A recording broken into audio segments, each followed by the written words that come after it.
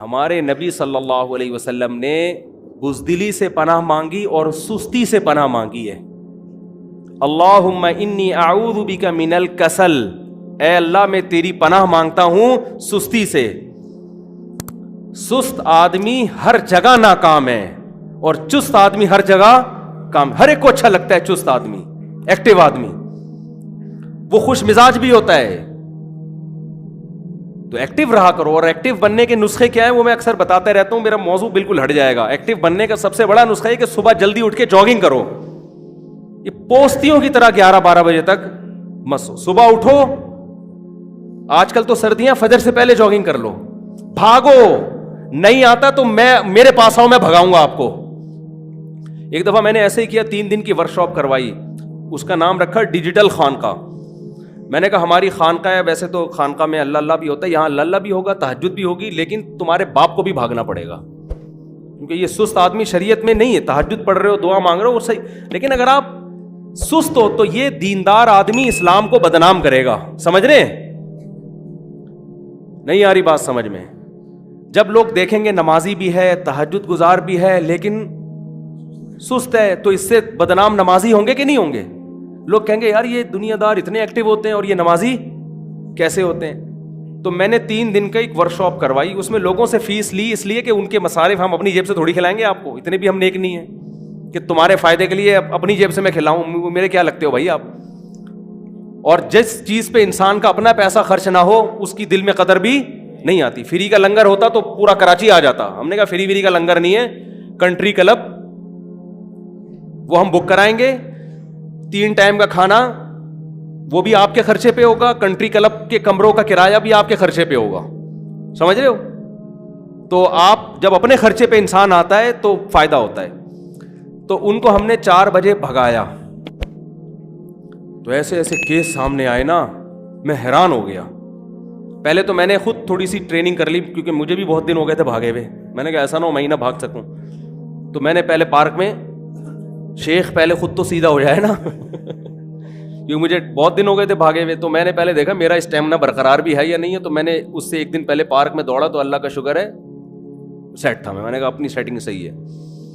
تو پھر ہم نے ان کو کہا چلو بھی صبح 4 بجے، وہ بھاگ ہی نہیں رہے، چل رہے ہیں. میں نے کہا بھائی یہ میں اس لیے آپ کو بتا رہا ہوں آپ بھی ایسا کرو. میں نے کہا بھاگو یار. کہہ رہے نہیں بھاگا جا رہا. میں نے کہا تھوڑا سا تو بھاگو یار، 2 قدم تو بھاگو.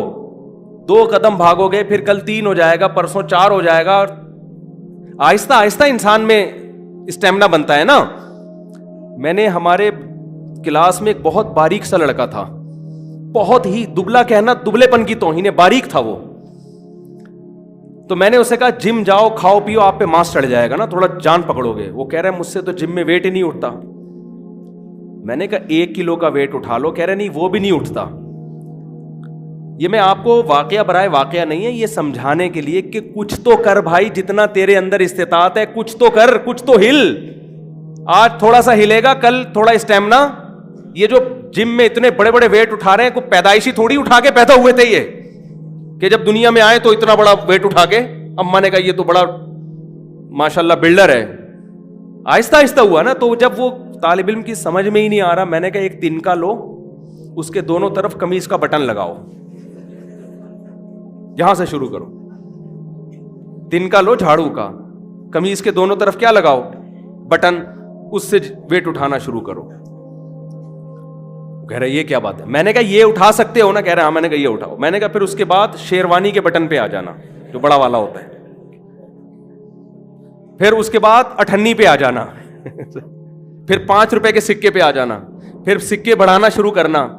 میں نے کہا انشاءاللہ ایک دن آپ 50 کلو کا ویٹ بھی اٹھاؤ گے. لیکن یہ جو باریک ہے نا اتنے کہ پتہ ہی نہیں چلتا. میٹھے پر کیا ہونی چاہیے؟ بولو پابندی. کھانے میں بھی میٹھا کم کرو. اپنا معمول میں شو مارنے کے لیے نہیں بتاتا. میں کبھی بھی دعوت بنتی ہے 6 روٹیاں کھایا کر تو روزانہ، یہ اس کی علامت ہے کہ یہ خود بھی مرے گا، آپ کو بھی مروائے گا. حقیقت بتا رہا ہوں آپ. یہ پاگل آدمی ہے، یہ پاگل ہے. وہ دور گیا جو پہلوان ہوا کرتے تھے اور اتنے بکرے کھا گئے اور اتنے وہ کھا گئے. وہ پرانا زمانہ تھا، اس میں پھر توندے بھی ان کی اسی حساب سے ہوا کرتی تھیں. اس میں بکروں کے قبرستان بن گئے تھے وہ توندے حقیقت ہے. ان کی توندے جو تھی نا بکروں کی, کہ قبرستان تھے وہ, ہزاروں بکرے دفن تھے اس میں. تو میں اپنی بات بتا رہا ہوں, میں کبھی شربت نہیں پیتا. مجھے کسی ڈاکٹر نے نہیں کہا کہ آپ شربت نہ پئیں, مجھے کسی حکیم نے نہیں کہا. بھائی اپنا تجربہ کر کے دیکھا, ہم جب پیتے تھے تو یار وہ جسم میں چستی نہیں رہتی تھی. جب سارا دن ایسے 2-3 گھنٹے تو چلے جاتے ہیں آدمی کے, نیند سے آتی ہے, تو میں کہتا تھا یار کل میرا دن جو اچھا گزرا ہے آج نہیں گزر رہا. تو میں نے خود ہی وہ شربت مربت چھوڑ دیا. کھانے کے بعد میٹھا اللہ کا شکر ہم کبھی بھی نہیں کھاتے. لوگ لا کے کھا تو لیں بھائی. ابھی کھانا کے دودھ آپ کسی اوتھینٹک ویب سائٹ پہ سرچ کریں بکری کے دودھ کے بارے میں, آپ کو 3 چیزیں ملیں گی اس میں. دودھ ہم کیوں پیتے ہیں؟ کیلشیم کے لیے. کیا خیال ہے؟ موٹا ہونے کے لیے پیتے ہیں ہم دودھ. پھل کے چھلکے سب چیزیں اس میں, بھوسی ٹکڑے اس میں, اور پھر پتی. چائے جب ہمارے گھر میں بنتی ہے تو پتی کے لیے الگ برتن دیا ہوا ہے. یہ ساری پتی کہاں؟ بکریاں پتی بھی کھا جاتی ہیں, اور وہ صحت کے لیے اس لیے اچھی ہوتی ہے, اس میں دودھ ملا ہوا ہوتا ہے نا, تو پروٹین بھی ملتے ہیں ان کو. نہیں آ رہی سمجھ میں؟ بھائی دمبے کو پتی کھلاؤ آپ, مسٹنڈا ہو جائے گا. پکی ہوئی پتی, کچی نہ کھلانا شروع کر دینا, وہ دودھ پتی نکال کے دینا نہ شروع کر دے گا. بکری کے پتی کھلا رہے ہیں, پتہ چلا دودھ پتی نکل رہی ہے اس کے وجہ. تو آپ کے گھر کا سارا مال وہ کہاں خرچ ہوگا؟ جانوروں پہ خرچ ہوگا.